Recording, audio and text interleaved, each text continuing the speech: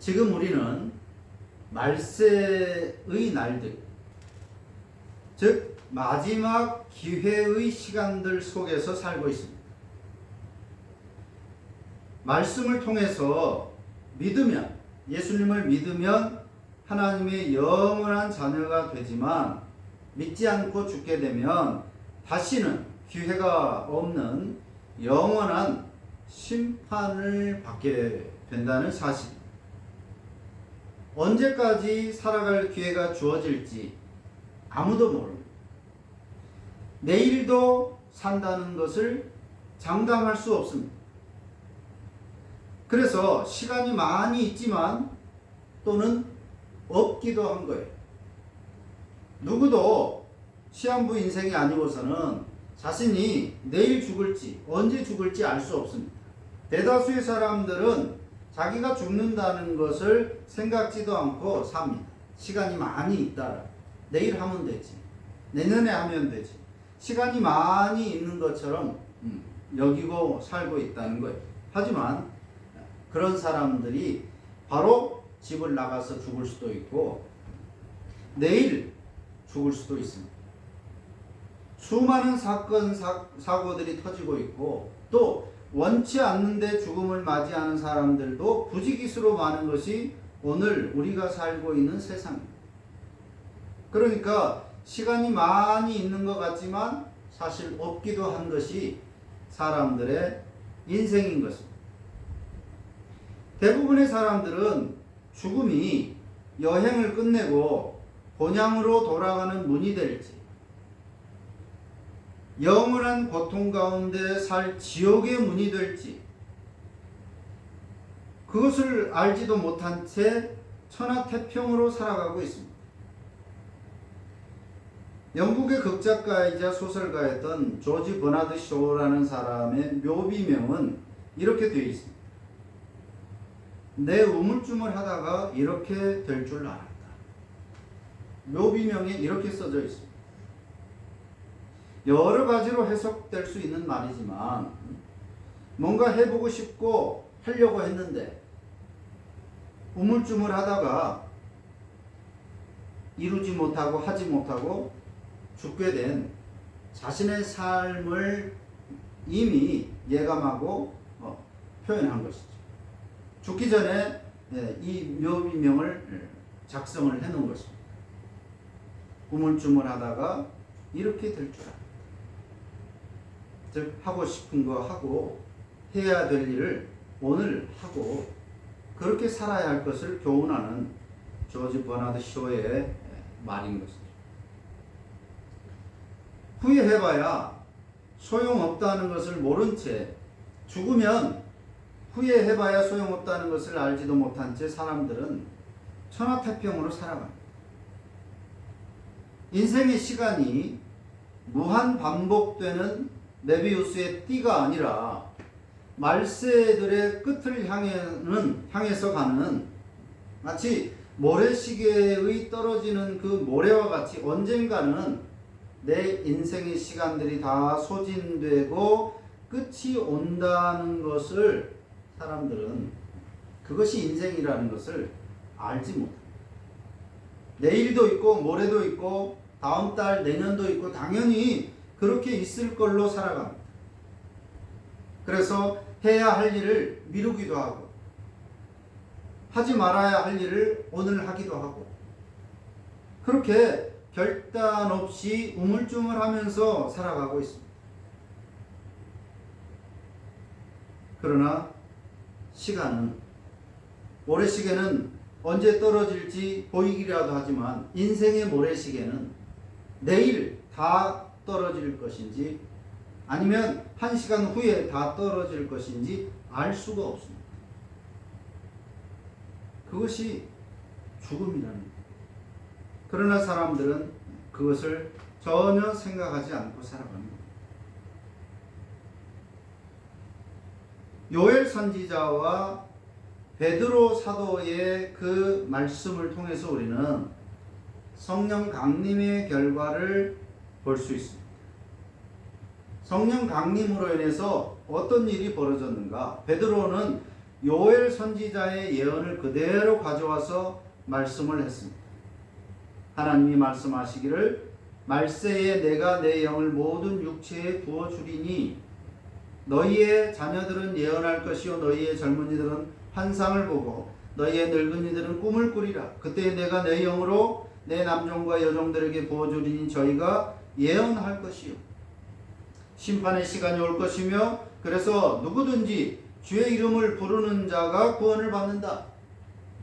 이렇게 베드로 사도는 요엘 선지자가 했던 그 예언을 그대로 가져와서 인용을 하여 말씀을 전하고 있습니다.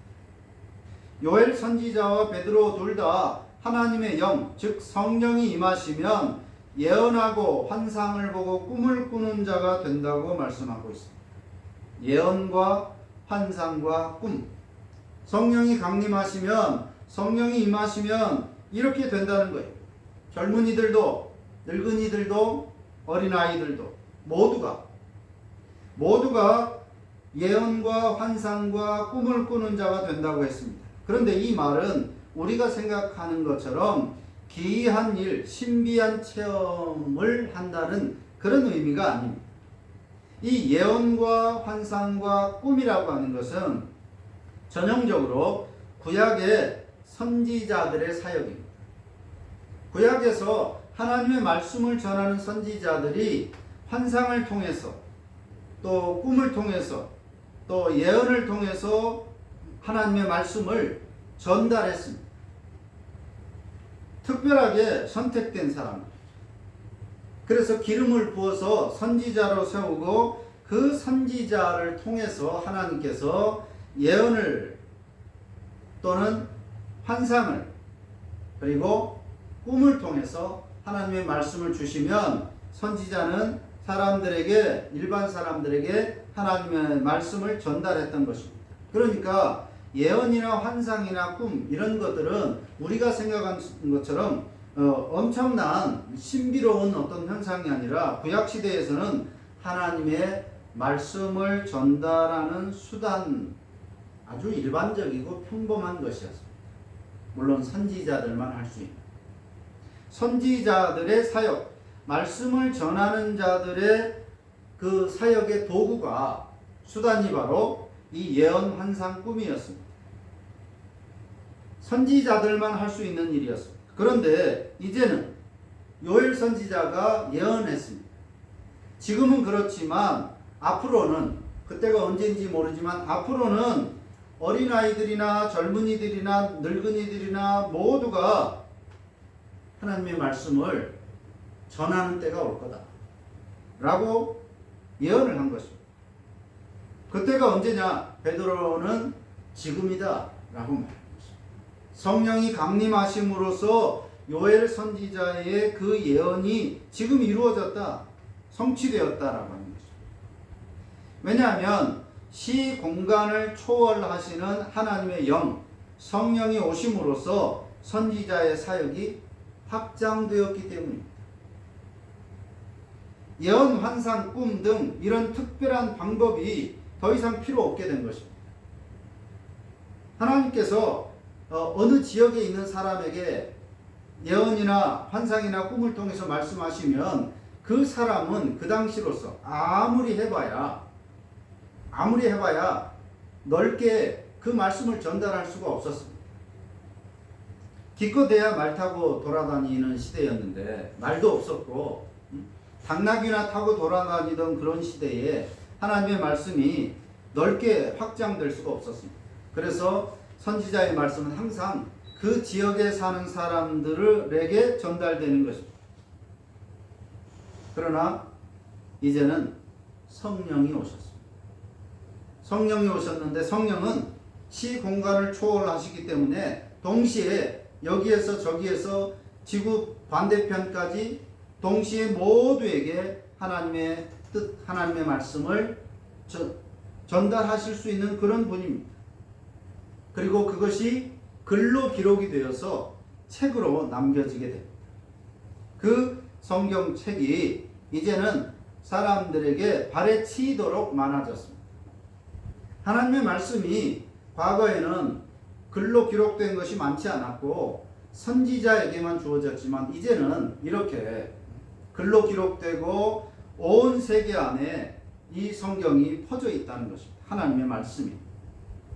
그래서 성령 강림하신 이후로부터 자녀들이나 젊은이들이나 늙은이들, 즉 모든 평범한 사람들을 말합니다. 특별한 선지자가 아니라 모든 사람들은 말씀을 읽고 듣고 전하는 선지자가 될 수 있다는 것입니다. 아무나 누구나 선지자인 것입니다. 요엘 선지자는 꿈도 꿀 수 없는 일이었습니다. 요엘 선지자에게는 누구나 말씀을 들을 수 있고 말씀을 가질 수 있다는 사실이 꿈 같은 일이었을 것입니다. 그러나 하나님께 받은 그대로 먼 훗날에는 그럴지도 모른다며 예언을 한 것입니다. 하나님으로부터 받았습니다. 그렇게 될 거다. 그래서 받은 대로 말씀을 전한 것뿐입니다. 나중에는 모두가 하나님의 백성 모두가 말씀을 받고 말씀을 전하는 사람이 될 거다. 내가 예언이나 환상이나 꿈을 통해서 말씀을 받고 말씀을 전하는 것처럼 먼 훗날에는 모두가 나와 같이 선지자의 역할을 할 수 있을 것이다. 무슨 뜻인지 요엘 선지자 자신도 아마 이해하지 못했겠지만 그러나 하나님의 말씀을 받은 대로 그렇게 전달한 것입니다. 그런데 그 요엘의 예언이 성령 강림으로 인하여 꿈 같고 환상적인 일이 가능해진 것입니다. 성령께서 교회를 통해서 말씀이 온 땅에 가득하게 하셨습니다. 하나님의 말씀. 이스라엘 팔레스틴 그리고 선지자를 통해서 주어졌던 그 좁은 지역에만 주어졌던 그 말씀이 이제는 온 세상에 가득 충만하게 퍼져 있습니다. 그래서 누구든지 주의 이름을 부르는 자는 구원을 얻으리라는 말씀이 가능한 시대가 된 것입니다. 요엘 선지자 때에는 세상 누구든지 주의 이름을 부르는 자는 구원을 얻으리라, 주의 이름을 들어야 구원을 얻을 것이 아니냐라고 생각할 수 있는 그런 상황이었지만 그러나 이제는 성령이 강림하시고 온 세상에 말씀이 퍼져 있고 누구라도 말씀을 전할 수 있는 이런 시대이기 때문에 이제는 아무도 핑계할 수 없게 된 것입니다. 누구든지 주의 이름을 부름으로 구원을 얻으리라. 그야말로 성령 강림으로 은혜 받기 좋은 날들이고 구원 받기 좋은 날들이 된 것입니다. 자, 그런데 이것을 바꾸어 말하면 예수 믿지 않으면 기회가 없는 심판을 받으리라는 말씀입니다. 핑계할 수 없게. 못 들었습니다. 기회가 없었습니다라고 말할 수 없게 된 것입니다. 예수 그리스도의 십자가와 부활 그리고 성령 강림으로 구원이 시작되었는데 한편으로는 심판도 시작된 것입니다. 예수 그리스도를 믿기만 하면 구원받는다. 복음이 전해졌습니다. 그런데 믿지 않으면 심판도 받는다라고 하는 말인 것입니다. 그러므로 복음을 전한다라고 하는 것은 곧 구원만 말한다는 것이 아니라 심판도 말한다는 의미입니다. 예수 믿으면 복 받습니다라고 하는 말만 전하는 것이 아니라 복음을 전한다는 것은 예수 믿지 않으면 심판을 받습니다라고 하는 말도 전하는 것입니다. 예수 믿으면 이 땅에서 어떤 유익을 얻고 성령의 기이하고 특별한 능력을 체험하고 육체적 풍요를 누리는 등의 물질적 의미에 성공하는 삶이 된다는 것을 말하는 것이 복음이 아닌 거예요. 그것은 거짓이고 샤머니즘이고 가짜 기독교입니다. 참된 복음은 예수 믿지 않으면 다시는 기회가 없는 심판을 피할 수 없다는 것을 전하는 것이기도 합니다. 그래서 참된 복음을 전하는 사람, 그런 교회들이 세상으로부터 환영받지 못한다고 일찍이 히브리서 기자가 우리에게 말씀해 준 것입니다. 좋은 말만, 사람들이 듣기 좋은 그런 말들만 복음이 아니라, 복음이라고 하는 것은, 하나님의 말씀이라고 하는 것은 심판도 같이 전하는 것입니다. 구원과 심판의 말을 전하는 것이 복음입니다. 그런데 오늘날 교회들은 예수를 믿어야 한다는 것을 설득하기 위해서, 당연히 설득해야 되는데 설득하기 위해서 무리하게 그들이, 불신자들이 이해하는 세상적인 것들로 비유를 하다 세상적 성공을 복음인 양 변질시켜버린 거예요. 사람들이 좀 솔깃해야 되니까. 영적인 것으로 설명하기만 하면 사람들은 이해할 수가 없기 때문에 사람들에게 좋은 것으로, 예수 믿으면 이렇게 되고 저렇게 된다, 좋은 것으로 그 사람들을 설득하려고 하는 것이죠.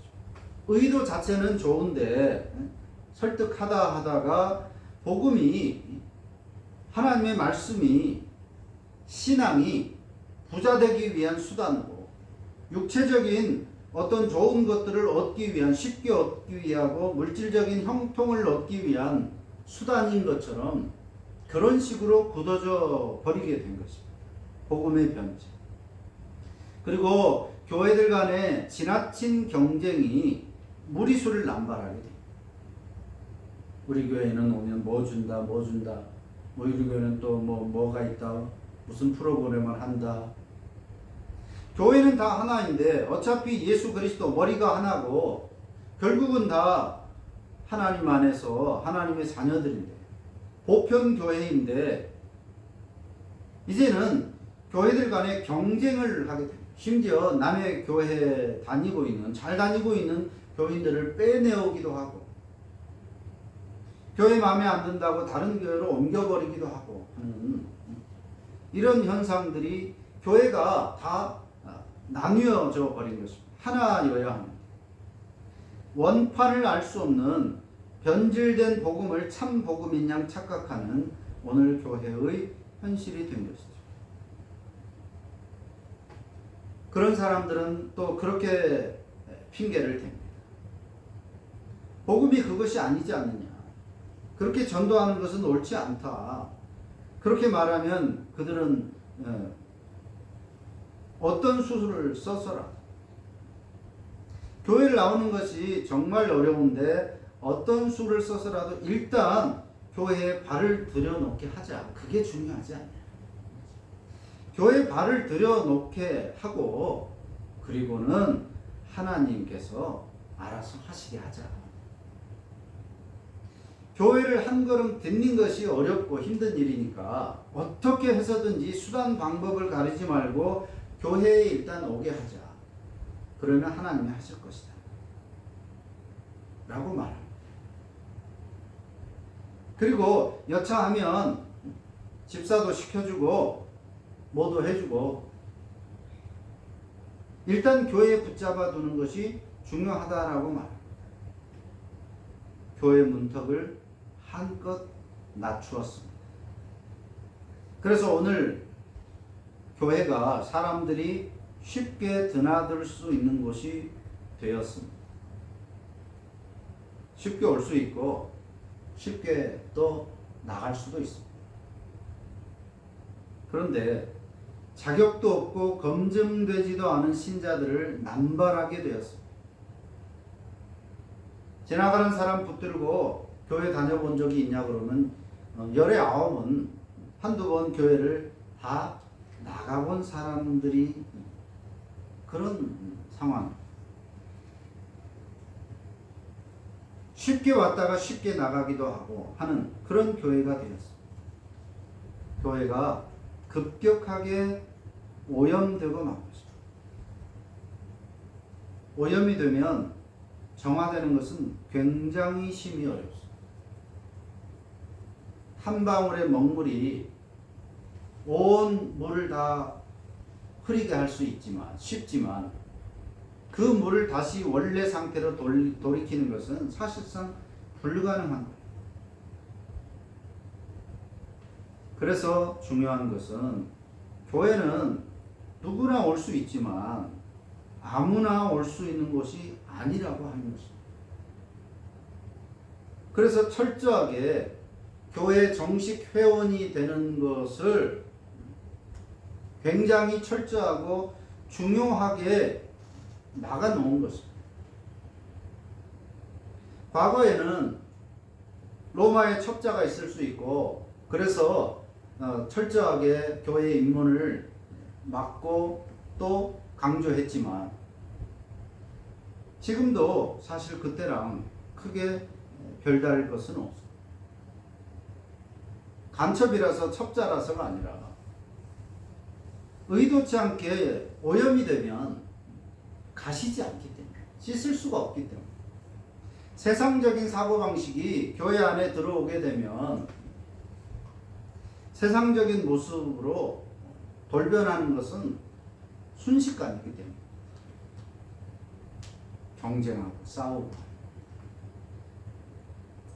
성령을 올바로 이해하지 못하고 말씀에도 무지한 지도자들에게 일차적인 책임이 있었지만 그렇게만 핑계할 수 없는 시대입니다. 성경이 일반화되어서 이제는 누구의 책임이랄 것도 없이 오늘 교회들의 오염도에 대한 책임은 모든 신자들에게 있는 것입니다.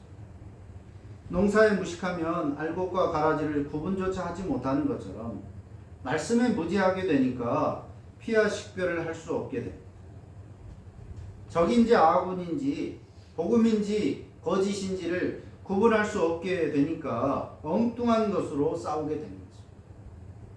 말씀이냐 아니냐, 참이냐 거짓이냐를 가지고 싸워야 되는데, 다퉈야 되는데, 그런데 오늘날 교회 안에서의 다툼은 참된 복음을 가지고 다투는 것이 아니에요. 이권 다툼을 하고 있는 거예요. 수백 갈래로 교회들이 사분 오열되었고 개교회들, 각각의 교회들 안에서도 엉뚱한 것을 가지고 내 편, 네 편 갈라져서 다툼이 끊이질 않고 있습니다. 주일날 경찰이 출동하는 교회가 이제는 낯선 풍경이 아니에요. 많은 교회들이 실제로 그런 일들이 일어나고 있습니다. 오순절에 성령 강림이 혀의 모양으로 보이도록 오신 것은 예수님의 말씀대로 이제 새 언약의 시대에 곧 말씀의 시대임을 나타내신 것입니다. 그래서 성령의 사역은 말씀이 수단이고 말씀이 사역의 방향입니다.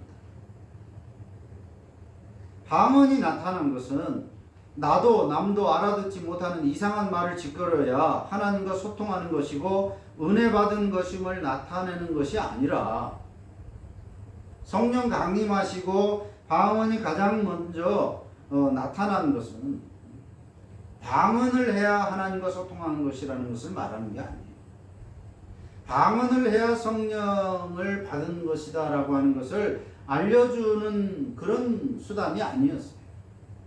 방언이 가장 먼저 나타난 것은 복음, 곧 새 언약의 말씀이 이제는 팔레스타인을 넘어서 다른 언어를 가진 모든 사람들, 곧 땅끝까지 전해져야 할 것을 의미하는 것입니다.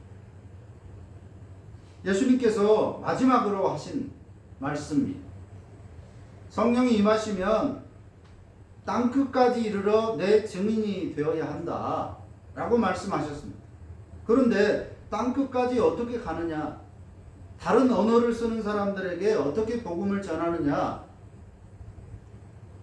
바로 그것을 보여주는 것이 바로 방언이 가능하다는 것입니다. 하나님의 말씀, 하나님의 말씀이 그렇게 온 세상으로 퍼져나가야 될 것입니다. 다양한 당시로서는 이스라엘 땅에 아마 올 수 있었던 교포들이 올 수 있었던 거의 대부분의 사람들이 왔을 것입니다. 10서너 개의 언어를 쓰는 사람들이 모였습니다.